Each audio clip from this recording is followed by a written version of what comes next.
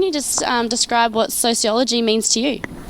Well, it's two things really. One is I think it's about my identity, myself, and also it's about my work. And those, I think, for sociologists are very much fused, because sociology is, as they always say, defined as the science of society. We're all part of society. Therefore, in a sense, you're always studying yourself and your social location and your family and the groups that you attach to and the institutions that you pass through. So sociology seems to me to be, particularly important because it helps to explain the social world that we're embedded in. We don't have any choice in this. We're born kicking and screaming. We get into the world. There are immediate assumptions made about us: male, female, straight away, white, black, upper class, working class, and so on. We're born into a pre-existing society. We're social beings. So that's what sociology essentially does. It explains the world in which we live, which in many ways is very strange to us. We think we know it, but in many cases we don't.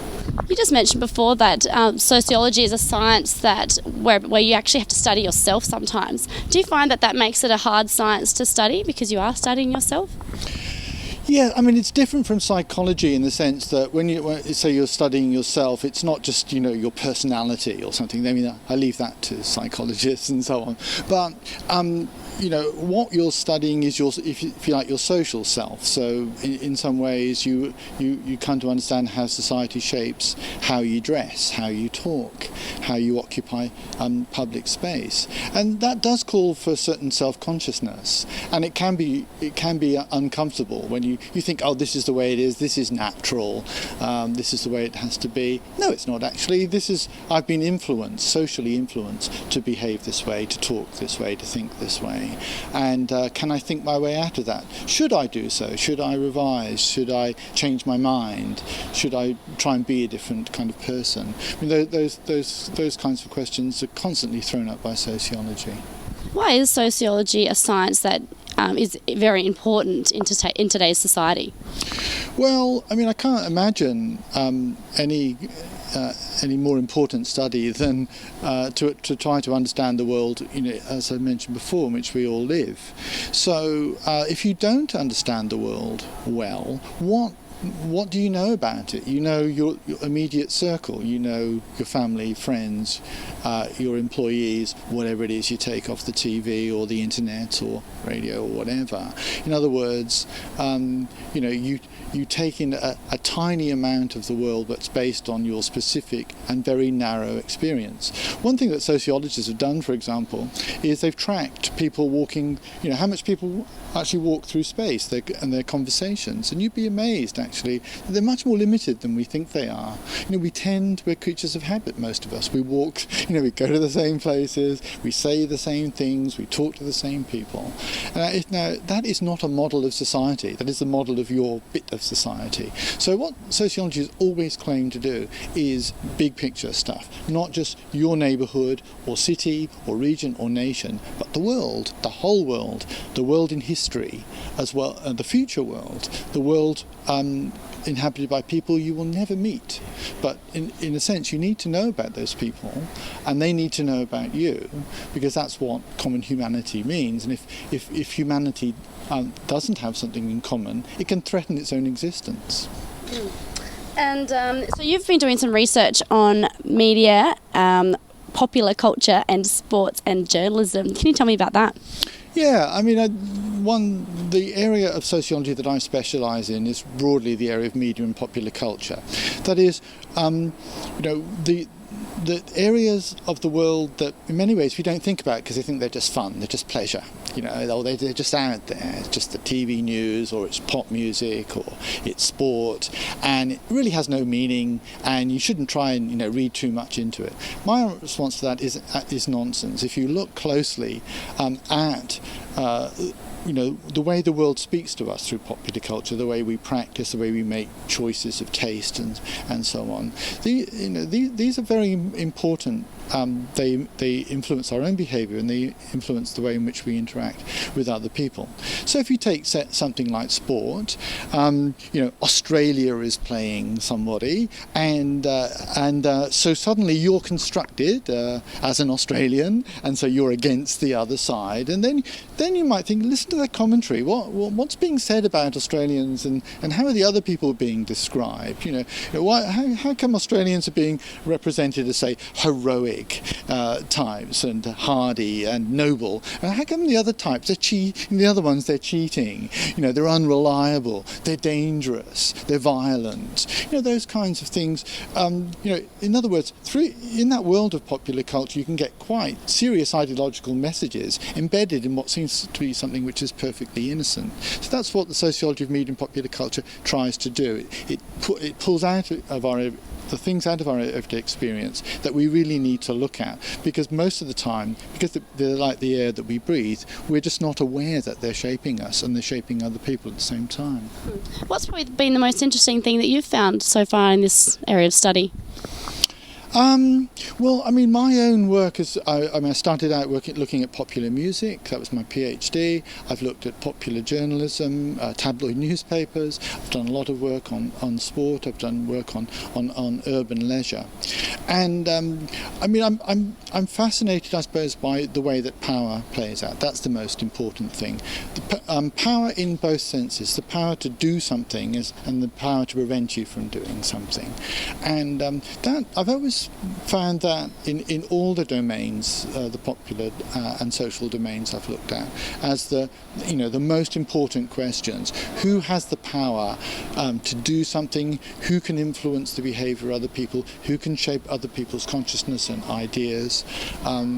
And who can do it in a way that's in some ways very hard to challenge, as I suggested before, because it doesn't seem to be it doesn't seem like you're being given a lecture and living. You're just living, but you're being ushered into a particular kind of social world that you're perhaps not aware of those shaping mechanisms. And that's what sociology in general tries to do. And I think in the area of media and popular culture it's particularly important, because that is the area that people often bracket off as saying it's not worth studying. That has the biggest influence, really, doesn't it? Media and popular culture. Well, that's right, and as some people say, power is often at its most effective when people are unaware that it is playing on them. That's interesting. One last thing, where do you see sociology going in the future? Well, sociology is a discipline with its own traditions and methods and theories and so on, but it's also connected with other disciplines. I think it's very hard these days to police the boundaries of disciplines. So where does, sociology start, and other areas like, political science or cultural studies or media studies or economic studies. Where legal studies. Where are the boundaries? And so my feeling is that sociology will retain its tradition and its, in particular, the kinds of questions that it asks, but that it has been and will continue to become more interdisciplinary. That is, that it will be combined with other disciplines in new ways to explain what are known as wicked problems, problems that can't be simply explained by some kind of straightforward cause-effect model. What I tried to do today was to use Utopia as a kind of aeration device, as a way to open up issues, because what strikes me is that under the canopy of thinking about Utopia, we can talk about almost anything. We can talk about really fundamental issues like work and play, and whether life is about work or play. We can talk about sex and domestic life. We can talk about romance. We can talk about our relationship to the land. We can do all of these things. And what's become more interesting for me, I think, across the path of the 20th century is that we need to do that in league with talking about dystopia. partly because the 20th century is a story in which many serious state-sponsored attempts to make better worlds have actually generated worlds that are more oppressive or more difficult. So Utopia's both got this kind of political history and a connection of history to radicalism and to the state and to technocracy, but it's also a really good think piece to talk about the way we live, the way we've lived before, the way different peoples live at different times and in different places, but also, I guess, how we might live. You know, it has this future orientation and this openness to the idea that, I guess in a way, actually probably originates with thinkers like Rousseau, that we live like this, but the fact that we live like this is an artifice. So, you know, the fact that we have certain institutional arrangements, family structures, educational structures, so on and so forth, all of these are actually the result of artifice. We can live differently if we want, or at least that's what we've believed for a long time, that we can rethink and rechange the world. What did you want people to take from your talk today? Probably not much more than that. The idea that, you know, perhaps utopia might be a word that you might use more readily instead of thinking of it as being over there somewhere, or as being historical, or as being just connected to a genre like sci-fi or movie making. That utopia is something that is implicit in what we do and think, that we're always thinking about what the good life is, or we should be, and sometimes the answers to that aren't very edifying. You know, sometimes they're constructed very minimally. Sometimes, of course, when material situations are really dire, they need to be constructed in terms of material survival. But in the West, what we've come to do is identify the good society with the good society. We've come to think of our most optimal moments as those when we're consuming most thoroughly rather than being. Do you think people in society are aware that they're thinking in this way sometimes? I think so, yeah. I mean, I think it's a very good question, and not something I spoke about this morning at all, because it, for example, might take you in the direction of memory. And nostalgia also. I mean, I think nostalgia is a very powerful thing. It's frequently the case, I think, in sociology and social history and conversation, that when you talk to people, their image of a good society is their youth, their adolescence. So for people of my generation, for example, the 60s has this kind of cultic kind of quality, which is really problematical because, like any other moment, it's ambivalent. You know, there's a lot of nasty things about the 60s as well as a lot of really interesting and innovative and creative things about it. So I think people do worry about these kinds of things. I mean, one of the issues that came up today too in the discussion was the fact that there's long peasant there were working class traditions like this, and nobody owns utopia, everybody can have one, but there are also these peasant traditions which have to do with the idea of a good life, a life free of labour, or at least free of punishing labour, or a life in which later we labour but there's some kind of dignity to labour. So I think it's not necessarily a word that people would use, but the cluster of issues that are there, I think, are concerns for ordinary folks a lot of the time. And so how has this concept modernised and changed, I suppose, over time? I mean, that was a very interesting issue for me today, the way that most of my presentation was historical. Most of it was about the 20th century and about this kind of flipping over, if you like, or, you know, to put it really bluntly, the transformation of utopia into dystopia. Sorry, I've gone blank. How's it like changed over time? How's it progressed, and how is it? How is it? How we see it today? Yeah, I mean, I guess another issue too, which is really interesting for sociologists, is that kind of privatisation of utopia. So in a sense, when you look especially at those kind of McMansions, which have home theatres and barbecues that are bigger than the kitchen, really interesting kind of gender dynamics about male possession of cooking and space in the backyard. I think it's probably true to say that there's been a sort of privatisation of utopia, that around the Second World War, post-war reconstruction, there's some kind of shared sensibility that the world has to be made a better place, and that includes public space, the cultivation of public spaces and public facilities. And in the last 20 years or so, there's been a shift away from that towards a kind of my own private utopia. And why did you specifically want to look into this and make this one of your major research projects? The long story is that when I was 17, I had one of those extraordinary high school teachers, and he said some things to me that he probably shouldn't have said, like, "Mr. Barlhartz, I see in you the seeds of a socialist."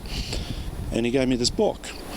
And the book was Looking Backward by Edward Bellamy, 1888, which is, the most influential of the kind of utopian novels ever. And so, I was a kid or a young man, but I'd never encountered before this mindset or this question which would say, this is the way we live, but actually everything about how we live could be done differently. So, that utopian genre of fiction is not very well written. It's romantic. It's corny. It's Victorian. It's not kind of. It's not fun. It's not fun reading for people like us these days.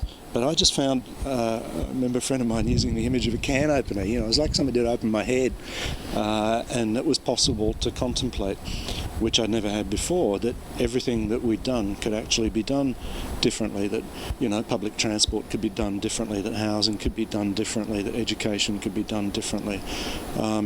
So I suppose, this teacher of mine, whose name was Norman Safin, wasn't a sociologist, he was an historian, but he opened this door for me by making me think further about the way we lived and the way that we might live. That's where it started, my curiosity. And when it comes to sociology, why is it important, do you think, that we are aware of this different thinking and aware that things can be done differently? I think that's what we're here for. I think that's one of the things that sociologists and intellectuals and critics and writers and painters, I think that's part of their function, to interpret the world the way it works, to think about other possible ways, not necessarily to do more than that, actually. I mean, I don't think it's the responsibility of intellectuals to legislate. I think that can get you into the kind of problems of state and totalitarianism that are a big part of the 20th century. I think these are popular problems. They have to be solved popularly. They can't be solved by smart individuals. But smart individuals, by which I simply mean people who have the time and luxury to think a little bit about stuff and read a little bit and argue and talk a bit, which a lot of people don't have those luxuries. Those people have a capacity to input into public discussion, so that there's a shared sense of responsibility for this, and always a shared sense of possibility that there's some other way to live. Sociology is a way of understanding the world around you, your own history, and the public debates that we're all engaging with. Often, whether we're aware of it or not, it's a very big part of our lives. It's an important way of kind of problematizing what we often take for granted. And why did you want to get into sociology? It wasn't a direct path. It was, so I started off actually studying performing arts as well as behavioral science. So I was taking units in anthropology, in history, in psychology, as well as sociology. But I think the important contribution that sociology can make to public debates is what really drew me in, and to kind of understanding the trends and patterns around us that sometimes we don't stop to kind of think about. When you say we don't stop to think about, what common things do you think that people just completely overlook in life when it comes to sociology? Often things around gender. Things around power and knowledge, for example, as well. So I've been in a unique position of being a sociologist in a school of science and health for the past 4.5 years. And often we are socialized in a certain way of thinking, in a certain way of seeing the world, and sociology helps to kind of disrupt that pattern of thinking, seeing, and feeling, and raise questions about how the world, a practice, a discipline, could be a different way. And why do you think it's important that we do think in this different way? Because I think challenging the taken for granted is an important part about improvement and about social change, to perhaps kind of rectify inequities and work towards perhaps what Peter was talking about before, work towards some kind of utopian dream or ideology, though perhaps it may always be changing. It is, isn't it? It's like, once I've got this, now I want something more. Yes. Now, on to the paper in the Journal of Sociology. Can you describe to me your work on sociology and identity and emotion? Absolutely. So recently, my colleague James Connor and I published an article in the Journal of Sociology looking at informal cancer caregiving. So there's been a lot of work recently, an increasing amount, but not a huge volume, looking at informal cancer caregiving. And our contribution is thinking about the emotions involved and how important those emotions are to the spouses of cancer patients' experiences of being carers.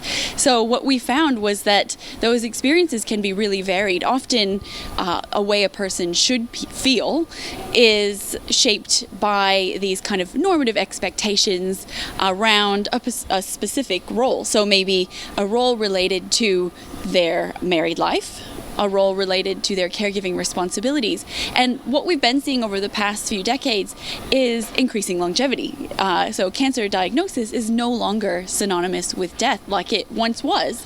So this means that often spouses feel kind of in between being a spouse and being a carer, and it can create these kind of contradictory expectations about how they should feel, how they should act within that role with their spouse. So our article is really kind of uncovering a lot of those contradictions that influence and shape what it is to be a cancer caregiver today, as opposed to maybe 20, 50 years ago. It's quite a specific and, I suppose, unique topic. I haven't heard of anything like that before. How did it come about? Was it a personal experience, or how did you think to do a paper on this? It came about from research that was funded by Cancer Council ACT. So they were really interested in finding out more about cancer caregiving, finding out more about how they can support carers. So to be able to figure out how to support carers more or better, we needed to kind of ask these bigger questions about what carers are experiencing and what, according to them, is important about their experience or what they find they need support for. And what was, I suppose, the biggest thing that you found that impacted you maybe in this finding, in this report? Well, cancer caregiving is a very emotional topic. You know, you're working with people who are facing a spouse's life-limiting diagnosis, potentially. And it can be a very emotional process. And one thing I think that sociology allows us to do is to think and reflect on our own experiences as well as those of others, and how they link to a kind of wider social landscape.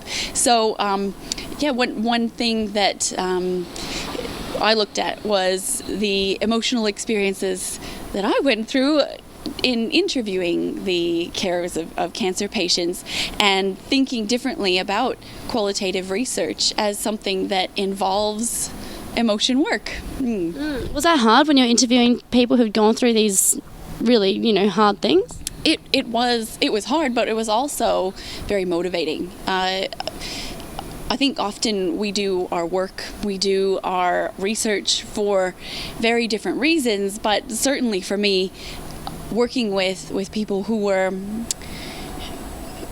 going through what many of them called the most challenging experience of their life, and having them kind of share those experiences with me and share a really in-depth look into what they were going through, it provided me with an insight that, for perhaps lack of a better word, it was something special that made me feel very committed to the project. Sociology is all about. Well, for me, sociology is a way to understand our lives and how we live together, basically. So to understand the way that things might feel like a personal issue, something that's just for you, can be tied to the way we organise the institutions of our society, the way we work, the way we educate the next generation, the way we organise relationships, shape what's possible for different people and shapes that in unequal ways. But also the way that people individually and coming together in collectives can change the way those institutions are organised. And why do you think it's a science that's important for today's society? Well, I think we live in a society that's changing and changing rapidly, and sociology is really the key social science to help us understand the way how we live is changing and why, and also to point out the way that these bigger things can matter and that people do have unequal opportunities in our society and why. Sometimes we can easily fall into thinking of ourselves as individuals where it's only the decisions that we've made or other people have made that really make a difference, and sociology can show all the other factors that shape what's possible and where we end up in our lives. What interests you most about sociology? Yes, I think that it is the way we can look at how societies are changing and what that means for what's possible for people in their lives. So that's one of the reasons I work on youth and young adulthood, looking at people as they're leaving school and going through their 20s and trying to build a life in a society like Australia today. And again, to look at the way that some people have more opportunities in this changing structure than others, and how we can change that. Can you tell me about your paper, Sociology Through the Generations? Yeah, so my paper on the sociology of generations with Andy Furlong and Joanna Wynne was looking at the concept of generations, which is out there in the world. Lots of people talk about generations, but when people talk about generations in the media and such, it can often be a fairly flat concept where everybody of a particular age is put in a box and treated as if they just have one value set or one attitude, usually pretty negative, the Gen Y are lazy or narcissistic. But the idea of generations has a long history in sociology that we can use to inform those debates, show the way that social change does make a difference to what's possible in young people's lives, how new generations can be created, but also differences within a generation, how where you come from and the resources your parents have will make your experience of being somebody who's in a particular generation like Gen Y different to somebody else's. But what is positive about the way that thinking about generations is part of our broader culture more and more is it does break down that idea of youth as something that's just about your biology or your psychology. Adolescence and people coming of age for this period of storm and stress and risk-taking, to show that social factors are part of this as well. And despite all its problems, the way that people talk about generations beyond sociology shows how some sociological ways of thinking about things are spreading out there into the world. Can you imagine a world without the science of sociology? Well, it would be a world that I think would not be able to understand itself.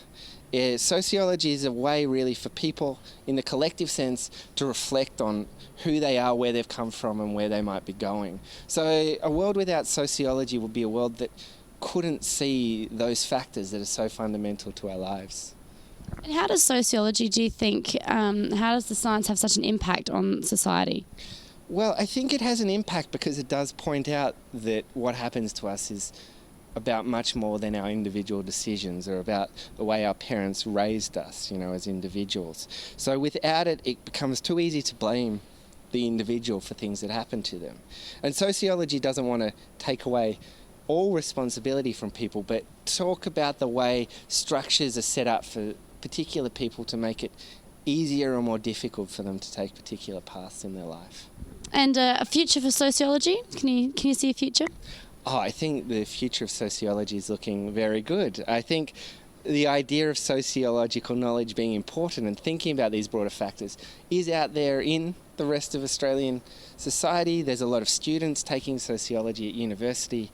Our association is very strong, has well-attended conferences. So there's lots of challenges, but I think the future looks bright.